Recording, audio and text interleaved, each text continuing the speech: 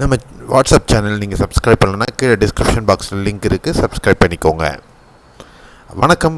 Venkatesh MAS ரெயின்மேனின் இனிய காலை வணக்கம். இது என் தனிப்பட்ட வானிலை அனுமானம். அஃபிஷியல் ஃபோர்காஸ்ட் இந்திய வானிலை ஆராய்ச்சி மையம் மற்றும் அரசுசார் அறிவுகளை பின்பற்றுங்கள்.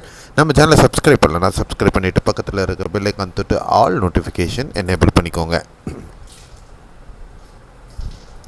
இன்றைய வானிலை அனுமானம் 12 ஜூலை 2025 உங்களுக்காக. இன்றைய வானிலை அனுமானத்தில் நீங்கள் மிக முக்கியமாக கவனிக்க வேண்டியது, இந்த குறைந்த காற்றழுத்த தாழ்வு பகுதி மேற்கு வங்க பகுதிகள் நிலவிட்டிருந்தது. அது மேலும் வடமேற்காக நகர்ந்து ஜார்க்கண்ட் மற்றும் உத்தரப்பிரதேசத்தை ஒட்டிய பகுதிகளிலையும் மத்திய பிரதேசத்தை ஒட்டிய பகுதிகளிலையும் அகண்ட 5.8 மீட்டர் உயரத்திற்கு நிலவி கொண்டிருக்கிறது. இது ஒரு வளிமண்டல மேலடுக்கு சுழற்சியாக இப்போது வலுவிழந்து நிலவுக்கிட்டு. அதே நேரத்தில் இது மேலும் மேற்கு வடமேற்கு திசையில் குஜராத் மற்றும் ராஜஸ்தான் ஒட்டிய பகுதிகளை மத்திய பிரதேசம் வழியாக கடந்து செல்லும் என்று எதிர்பார்க்கப்படுகிறது. இதன் காரணமாக காற்று குவிதல் பகுதி பெரும்பாலான பகுதிகளில் மத்திய இந்திய பகுதிகளில் காணப்படுகிறது. அங்கு கனமழைக்கான வாய்ப்புகளும் இருக்கிறது. அதே நேரத்தில் ஆஃப்ஷோர் ட்ராஃப் பொறுத்தவரையிலும் சற்று வலுவிழந்து வட கர்நாடக பகுதிகள் வரையிலும் நீண்டிருக்கிறது. தென்மேற்கு பருவக்காற்றினுடைய வருகையும் பார்த்திங்கன்னா பெரும்பாலான அரபிக்கடல் பகுதிகளில் கொஞ்சம் வலுவிழந்து காணப்படுவதனால ஓரிரு பகுதிகளில் பலத்த மழையும், மேற்கு கடலோர பகுதிகளில் குறிப்பாக கேரளா கர்நாடக பகுதிகளில் பரவலாக கனமழையும் இருந்துகிட்டே இருக்கும்.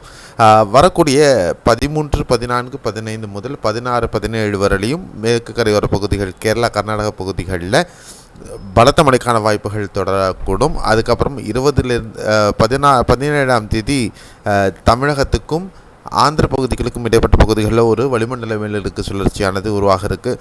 இதன் காரணமாக மழை மேலும் தீவிரமடையும். இந்த கர்நாடக மாதம் என்று சொல்லக்கூடிய அந்த மாதத்தில் இந்த பகுதிகள் நமக்கு எப்படி ஐப்பசி மாதத்தில் பலத்த மழை பதிவாகுமோ அது மாதிரி கர்நாடக மாதத்தில் மேற்கு கரையோர பகுதிகளில் பலத்த மழை பதிவாகும். ஆகையால் இந்த மேற்கு கரையோர பகுதிகளில் அடுத்த 20 நாட்களுக்கு பலத்த மழைக்கான வாய்ப்புகள் இருப்பதனால சுற்றுலா செல்வதை கேரளா கர்நாடக பகுதிகளில் தவிர்ப்பது மிக முக்கியமாக நல்லதாக இருக்கும் அப்படின்னு எதிர்பார்க்கலாம்.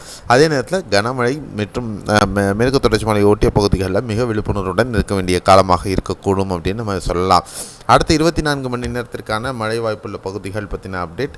கேரளாவில் பொறுத்தவரையிலும் பரவலாக மிதமானது முதல் கனமழை பல பகுதிகளில் பதிவாகிறதுக்கான வாய்ப்புகள் இருக்கிறது. கர்நாடகாவில் பொறுத்தவரையிலும் வடக்கு கடலோர கர்நாடக பகுதி, உத்தர கன்னடா மற்றும் கோவா மாநிலத்தில் பலத்த மழைக்கான வாய்ப்புகள் இருக்குது.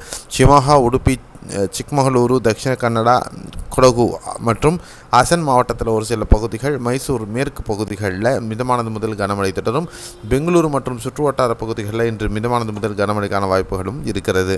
அதே மாதிரி தெலுங்கானாவில் பரவலாக லேசான மழை அல்லது மிதமான மழைக்கு மட்டுமே இருக்கிறதுக்கு வாய்ப்புகள் இருக்குது. ஆந்திரா பொறுத்தவரையிலும் சித்தூர், கடப்பா மற்றும் ஏலூரு மற்றும் விசாகப்பட்டினம், ஸ்ரீகாகுளம் மாவட்டங்களில் மிதமானது முதல் கனமழைக்கான வாய்ப்புகள் இருக்குது.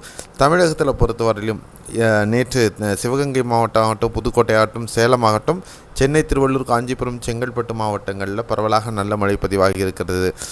அதே நேரத்தில் இன்று பொறுத்தவரை நீலகிரி, வால்பாறை மாவட்டங்களில் மிதமானது முதல் கனமழையும், சிவகங்கை மாவட்டத்திலையும் இன்றைக்கும் மிதமானது முதல் கனமழை பதிவாகிறதுக்கான வாய்ப்புகள்.